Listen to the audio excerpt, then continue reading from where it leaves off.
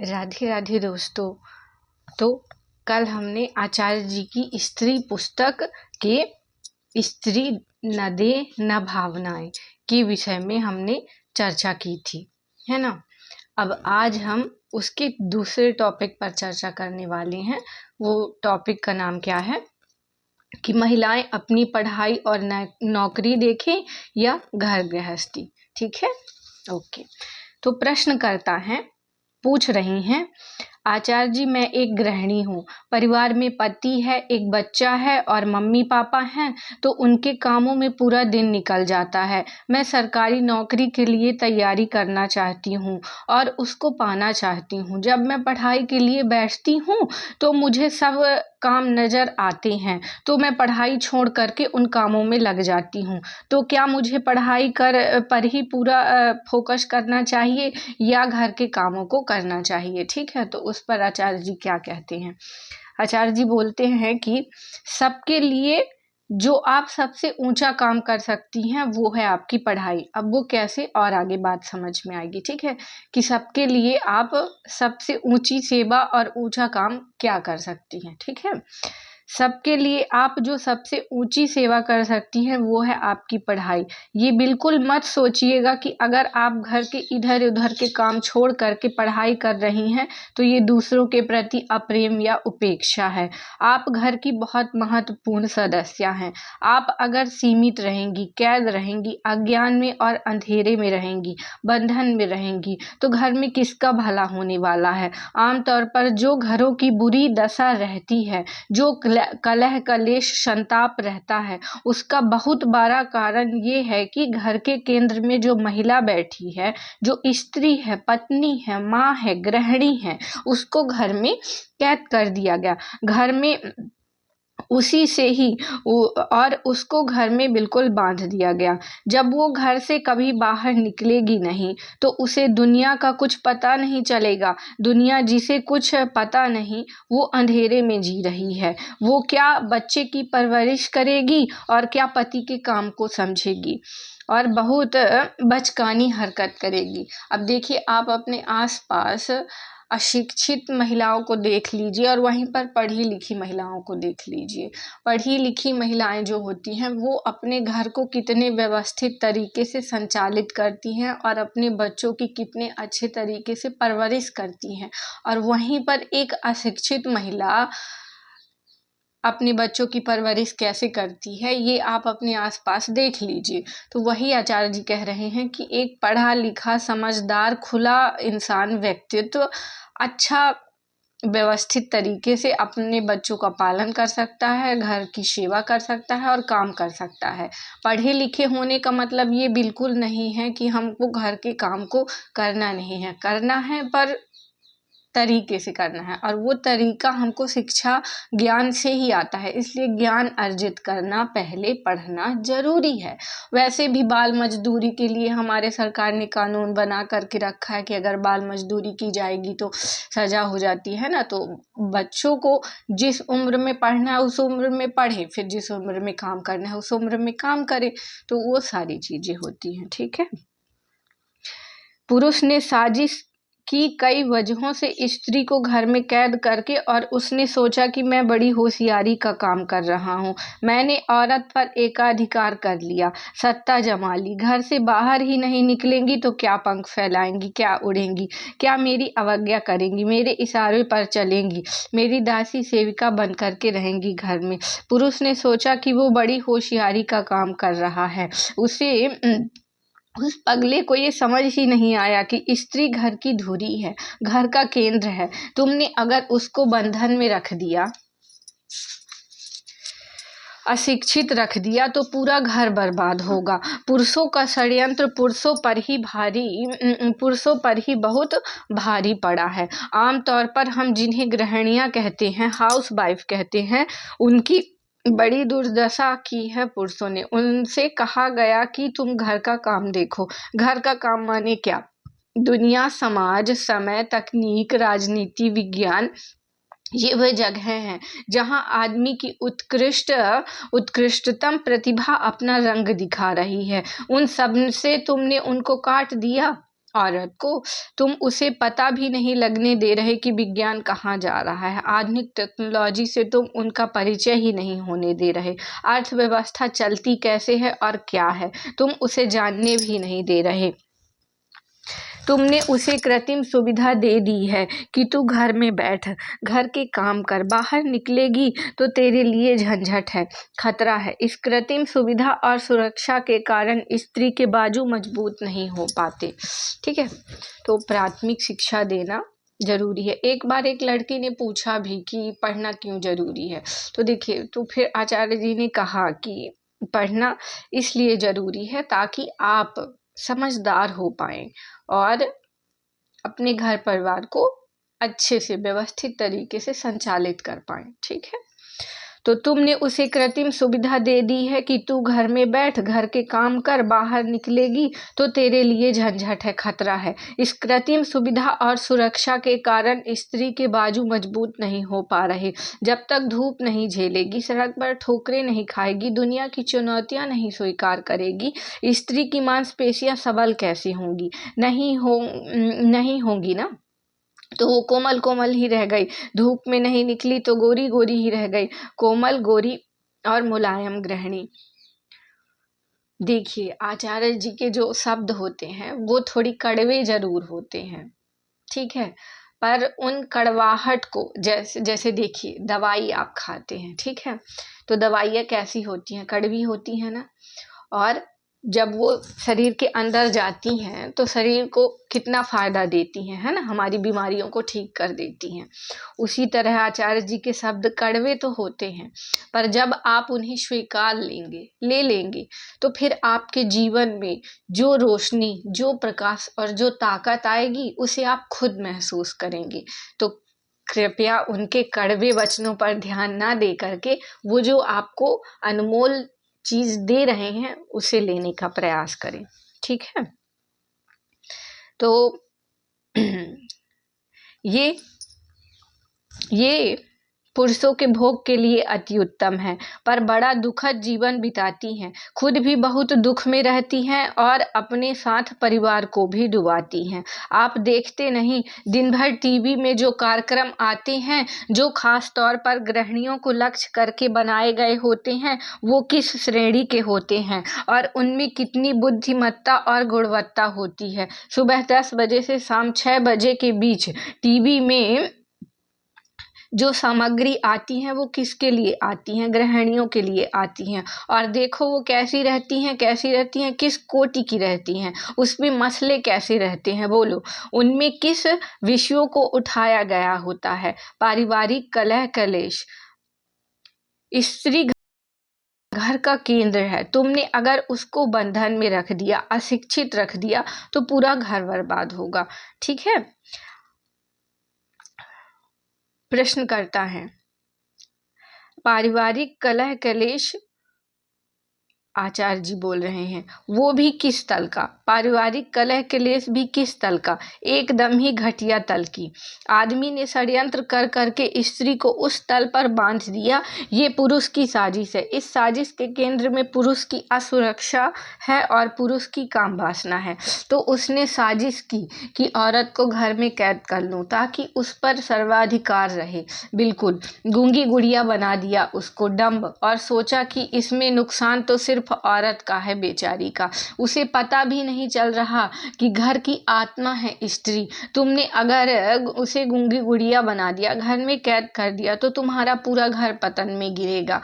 यही तर्क दिया जाता है ना। जानू तुम्हें काम करने की क्या जरूरत है, हम तो है ना। तो भाई, काम करने के मजे तुम अकेले ही ले लोगे क्या? काम क्या सिर्फ पैसा कमाने के लिए किया जाता है? जानते नहीं हो क्या? काम ही व्यक्ति का निर्माण करता है।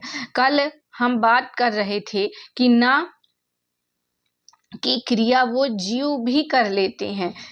क्रिया तो सब पशु इत्यादि भी कर लेते हैं, मनुष्य पशुओं से अलग कैसे है? वो काम करता तो है, कर्म करता तो है, दैनिक क्रियाएं, खाना पीना, प्रजनन, सोना, उठना, ये सब तो पशु भी करते हैं। आदमी और पशुओं में क्या अंतर है? आदमी कर्म करता है, आदमी को मुक्ति चाहिए। तुमने स्त्री से कर्म का अधिकार ही छीन लिया। तुमने स्त्री से कह दिया कि तेरा कर्म है कि तू रसोई साफ कर, तू बिस्तर बिछा, तू पोतड़े धो, फिर टीवी देख, ये तीनों निपटा करके फिर ले टीवी देख। तुमने स्त्री को ठीक से इंसान भी नहीं रहने दिया, बड़ा शोषण किया है। और ये बात बच्चियों में बचपन से ही डाल दी जाती है कि तुम्हारा काम है दूसरों की सेवा करना। काम क्या सिर्फ पैसे कमाने के लिए किया जाता है? जानते नहीं हो कि काम ही व्यक्ति का निर्माण करता है। यहाँ बगल में काम चल रहा था, मजदूर थे, मैं देखता था एक लड़की आती थी, बहुत छोटी, 4-6 की होगी, और गोद में उठाए उठाए घूमती थी अपने छोटे भाई को। बहुत कम लड़के होते थे जो ये काम करते थे। लड़कियों में ये भावना बचपन से ही डाल दी जाती है कि तुम्हारी जिंदगी तो दूसरों के लिए है। वो 4-5 साल की है, उसको ठीक से उठा भी नहीं पा रही है, वो 6 महीने का बच्चा, पर वो उसे उठाए उठाए घूम रही है। और स्त्री के अहंकार को सेवा से बांध दिया जाता है। उससे कहा जाता है कि तुम बहुत अच्छी लड़की हो अगर तुम दूसरों के लिए जीती हो। स्त्री को तो ठीक से स्वार्थी होने का हक भी नहीं दिया जाता, उसको गौरवान्वित किया जाता है। उससे कहा जाता है कि देखो, हम दूसरों के लिए तो जी रहे हैं ना, इसी में तो तुम्हारी महिमा है, यही तो नारी का गौरव है, दूसरों के लिए जीना। दूसरों के लिए तो तब जियोगे जब हम पहले खुद कुछ रहेंगे, ठीक है? एक कमजोर वृक्ष मुरझा करके, टूट करके गिर जाता है, पर एक मजबूत वृक्ष फल देता है, छाया देता है, ऑक्सीजन देता है। तो वही बात स्त्रियों पर बोली जा रही है कि पहले आप अपने आप को सक्षम बनाइए, ताकत अर्जित करिए, उसके बाद आप सेवा करिए। अब आप खुद कमजोर हैं, अशिक्षित हैं, अज्ञान हैं, बीमार हैं, तो आप दूसरों की सेवा कर कैसे लेंगी? पहले आप खुद को अच्छा बनाइए, फिर बाद में आप सेवा करिए, ठीक है? ये बात हो रही है यहाँ पे। दूसरों के लिए जीना, दूसरों के लिए तो तब जियोगे जब खुद के लिए कुछ।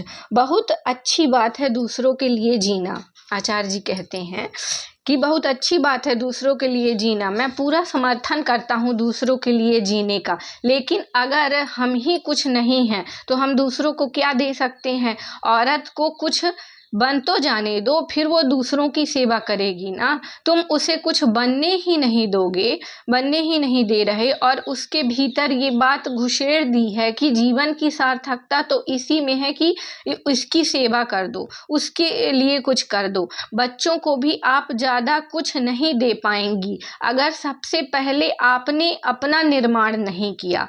अपना तो निर्माण करिए ना, वो आपका प्रथम दायित्व है। फिर कहता हूँ, दूसरों को कुछ देना, दूसरों की सेवा करना भली बात है, लेकिन प्रथम दायित्व तो आपका अपने प्रति है।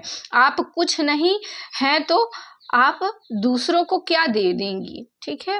अच्छा, मैं यहाँ बैठा हूँ, मैं कहूँ कि जितने लोग बैठे हैं मैं उनकी सेवा करूँगा, और मेरे पास कुछ हो ही ना आपको बता पाने के लिए, कह पाने के लिए, तो फिर क्या होगा?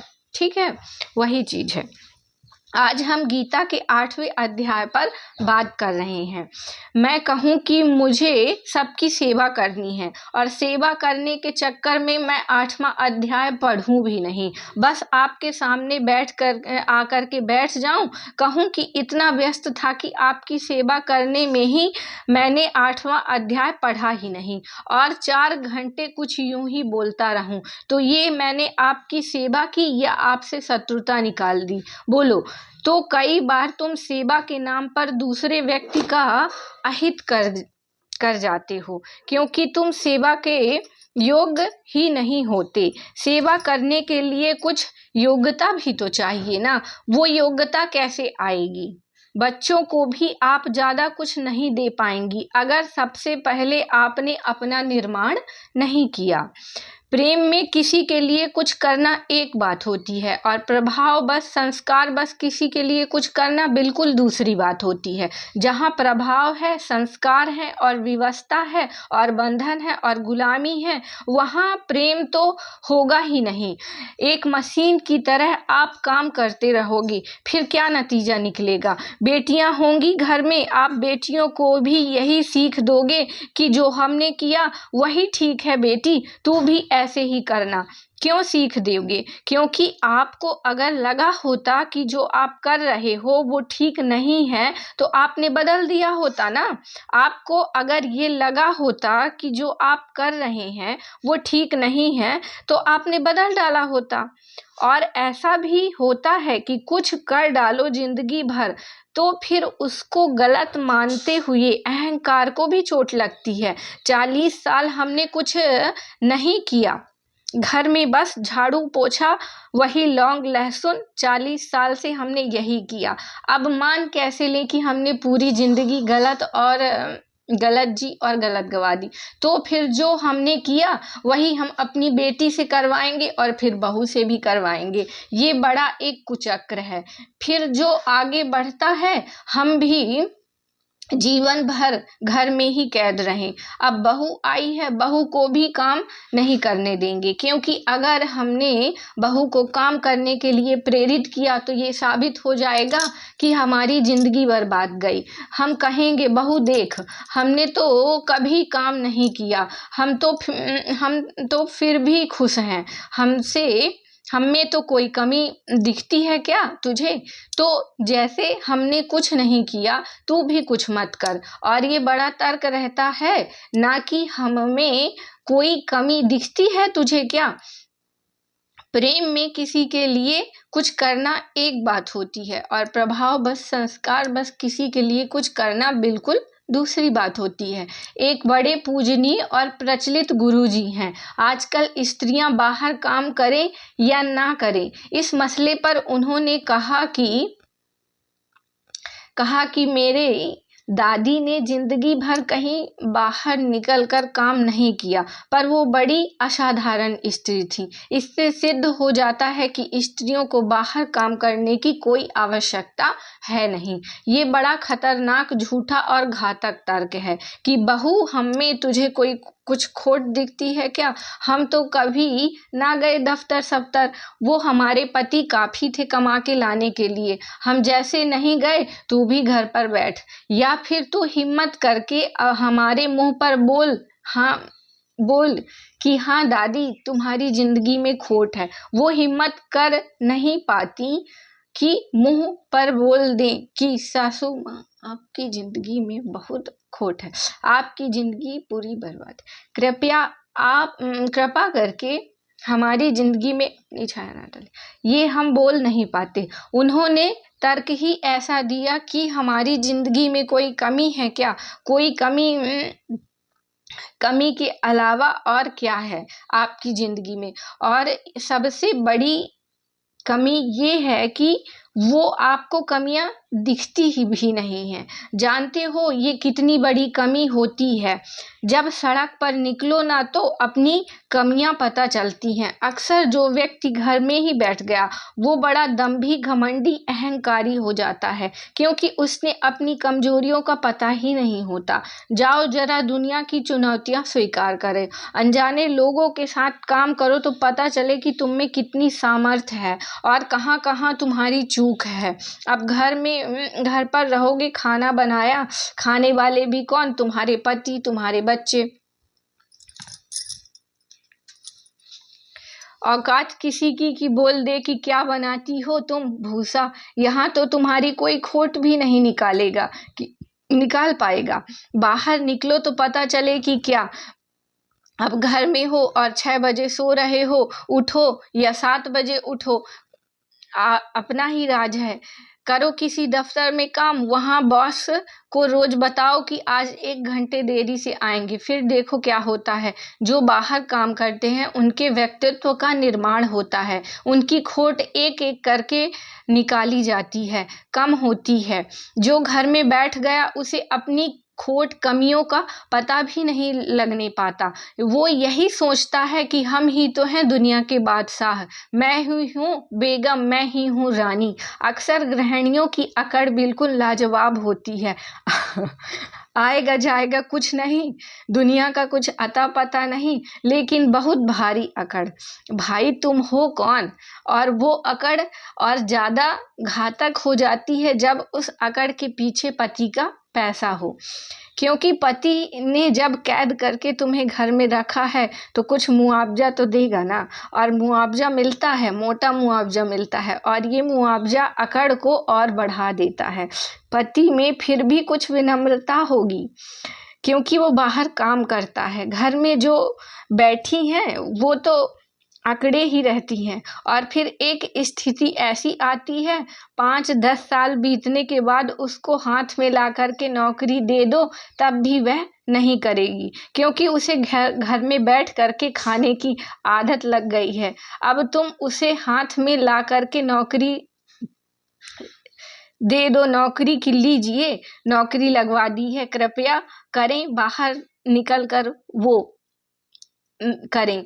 वो कहेंगी ये हमारी गोरी मुलायम खाल देखी है, हम बाहर निकल कर के अजनबियों से पैसे लेंगे क्या? हमारे इतने बुरे दिन आ गए क्या? वो हमारे पति तो हर महीने 1 तारीख की गड्डी ला कर के सीधे हमारे हाथ में रख देते हैं, तो देते हैं। तुम ही तो हो वित्त मंत्री, गृह मंत्री, सब कुछ। अब मैं घर बाहर जाऊंगी, अब अगर मैं बाहर जाऊंगी फिर अपने दम पर कमाऊंगी तो कितना? मेरी पात्रता ही यही बची है कि अपने दम पर कमाऊंगी तो 5,000, 10,000, 15,000, इससे ज़्यादा कोई मुझे देगा ही नहीं। मुझे पता है भली भांति भीतर की मेरे हैसियत अब इतनी ही बची है, बाहर निकलूंगी तो 5, 10, 15 बस। पति तो वो पूरी गड्डी ला करके रख देते हैं।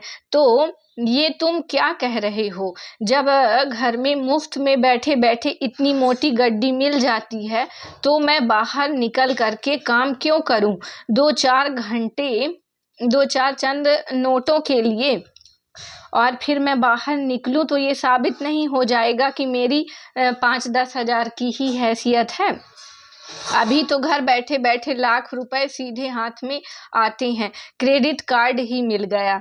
ये बुरे से बुरा है जो किसी भी व्यक्ति के साथ हो सकता है, चाहे पुरुष हो या स्त्री, कि उसको घर बैठे हाथ में क्रेडिट कार्ड दे दिया जाए।